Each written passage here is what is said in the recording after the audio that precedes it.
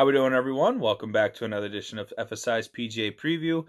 We are doing the Showdown Round 2 for the Players' Championship. A lot of water going on for this Players' Championship. A ton of water balls on 17. We saw some really, really high numbers. I think Ben An scored like an 11. Kevin Na shot a 9, and then he withdrew. So if you didn't get bit by the withdrawals or, the water balls on 17 and you made some money on Showdown Round 1 or making money on Showdown Round 1, that round has not completed. It should before the start of Round 2. Then, kudos to you because what a difficult round that was. Sergio Garcia, we'll get to him later on, but 2 eagles. That's the first time in his career he's ever done that. It's pretty remarkable. I had a little bit of Sergio, not a whole lot, but that's pretty impressive. Shot a 65 and nobody came close. But yeah, let's get into our Showdown Round 2. Real quick, before I do that, like this video, comment below if you have any questions, as always. But subscribe to the channel. We have a lot of good things here at FSI. NHL, NBA, NASCAR this Sunday. We do the trucks and Xfinity breakdown as well. So a lot of good things. You hit that little bell button, you get the notifications. You're going to be able to see me tomorrow for the weekend plays. And then on Saturday, I'll be breaking down Round 4 or Round 3 for Round 4. So you're going to want to get those videos, and you're going to want to get a good edge when it comes to filling out rosters, picks. You're going to hear a lot of cool stats, along with these videos. So join us and get to these videos, and let's get into some picks. 10K range, I'm going to completely fade this range. DJ, Rahm, and Xander. I don't think any of them really necessarily needed in your lineup this next round. I think there's some decent plays in the 6K range that you could help fill out those 10K plays. But I rather play multiple players in the 8K and 9K range along with my 7K plays that are just kind of the stalwarts of that salary range that have been playing really well. So that's kind of like my strategy, and 10K range doesn't really fall into place for me, and I don't think either one of those three are going to be posting a extremely low number tomorrow. If anyone, maybe Xander. But I will be starting my lineups in the 9K range with Bryson DeChambeau. 2.2 on his approach shots, 2.2 strokes gained approach, 3.2 tee to green, and 2.6 on his ball striking. I think ball striking is a very pivotal stat for tomorrow. That tells us, who's getting the most strokes off the tee plus on the approach, and that's really what we want.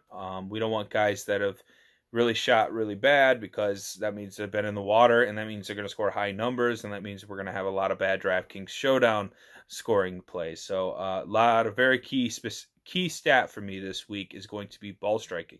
JT's really striking the ball pretty well. 2.4 tee to green, 1 off the tee, 2.2 ball striking. He's only 9,400. Really low price tag for JT. If his putting continues to be pretty decent as it is, I think those strokes gained approach numbers will come back to life, and JT will post lower scores.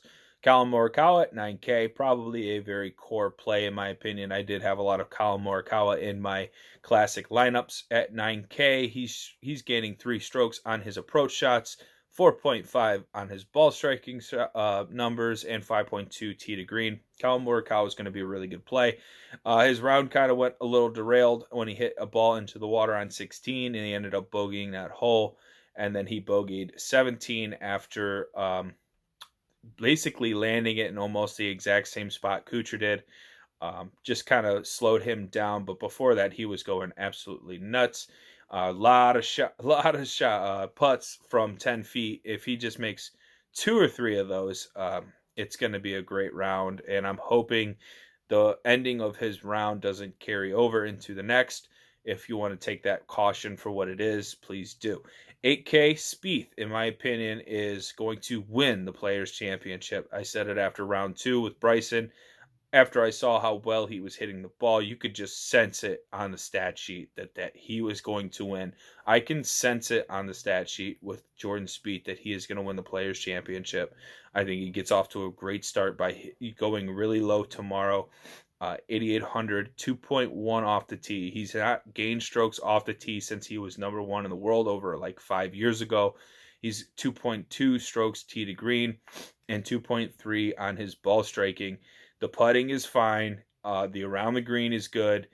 If he can just get a little more dialed in with his approach, I think Jordan Spieth's going to post real low numbers, and I think he's going to be the one we're talking about on Sunday as the Players Champion. He hasn't double bogeyed a hole in over 400 holes. This entire golf course is shaped up to be about scoring really high numbers, and we're talking about a guy who hasn't scored a double bogey in over 400 holes. So it's a perfect culminated storm for Jordan Spieth to win, and I can't wait because I've been hoping for it for weeks now as he's been super close. Making me a fan, I never thought I would admit that in 2020 that Jordan Spieth has made me a fan, and I'm really pumped for him. Victor Hovland, 8,700, another good play. Patrick Reed, I think, is going to be there come Sunday. And 3 strokes putting, 2.2 ball striking, 1.7 on the approach. This is kind of like his MO course. Like, you don't have to do one thing exceptionally well to be able to get into contention here. And I think Patrick Reed, a guy that's kind of just like a magician of sorts when it comes to his golf game and his really good putting numbers, really good ball striking numbers, I think carries him into the weekend. Jason Day looks really good. 2.7 on the approach, 3 strokes ball striking, and 5.7 tee to green. Those are really good ball striking numbers. His putting kind of let him down today. Bermuda is not his preferred surface, so that is to be expected. But I think Jason Day is going to have a really good week.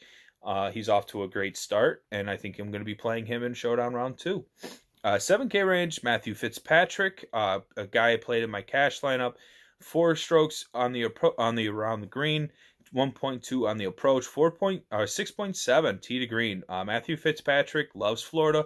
He loves these kind of resort Florida golf courses. Just kind of keep playing them, every round. Will Zalatoris, cover guys, 3.2 on the approach, 2.9 on the putting surface, and 2.8 ball striking. Willie Z is a monster. Hit a birdie streak today. Just going to keep rolling them out there. If they're going to keep pricing Zalatoris in the 7K range, I'm going to keep rostering them. Just plain and simple. Corey Connors, another one, 7.8. I love all 3 of these plays. I think they should be in the majority of your Showdown lineups.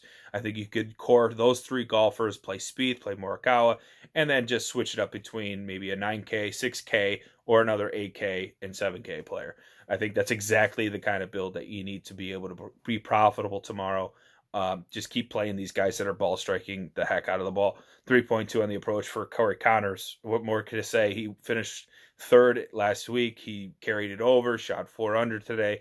So keep playing Corey Connors. Adam Scott closed really well at 16, 17, and 18.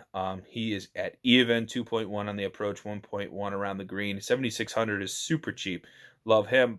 Palmer, Kokrak, Homa, Harmon, Grillo, I think are all good solid plays in the 7K range. And then now the man of the hour, Sergio Garcia, 7,300, 8.8 total, 3.7 on the approach, 5.2 ball striking, 2 eagles. Not going to be, something he replicates tomorrow in his second round, but certainly a guy that is ball striking the best in the field. So I think you can continue to play Sergio. He has mentioned that he really loves this golf course, one of his favorite courses in the world. I don't see him slowing down. Now, does he have a perfect round like he did today? Probably not. But 2 or 3 birdies at 7,300, maybe 4 birdies, 1 bogey at 7,300. He gets to about 10 under. It's perfect. That's exactly what you want at 7,300. He doesn't have to beat the world at his price tag, and I love it. So, core play probably for Sergio Garcia. Charlie Hoffman, Mark Leishman, Harold Varner III, and Buzenhout are all decent plays in the low 7K range. 6K, you got Shane Lowry, 6.9. The thing I learned about Shane Lowry today was he went to a traditional putting grip. He usually was the claw grip putter, and now he went back to his traditional style, and he putted, or he gained, 2.1 strokes on the putting green, 5.8 total. Really classy player around the green. He kept himself out of trouble. I think Shane Lowry's a good play at 6,900. Keegan Bradley, Lee Westwood isn't slowing down. I like both of them to continue to do what they do. Doug Gim, probably my best sleeper down in this range at 2.8 or 2.5 around the green, 1.7 on the approach, and 3.8 tee to green. Doug Gim, I really like him. Nick Taylor, Denny McCarthy, and Tom Hoagie for extreme punts if you wanted to play at the 10K range. That will do it for the Showdown Round 2 breakdown for the Players Championship. Thank you for listening in, everyone. Please like this video, comment below with any questions. If you want to join our Discord channel, you can find that on our Twitter handle at FSI_DFS. The link will be on in the bio, and you get to the core plays. You get a little player pool of guys that I'll be rostering for the second round of Showdown. So looking forward to it, and enjoy the players. I'll see you tomorrow. Thanks.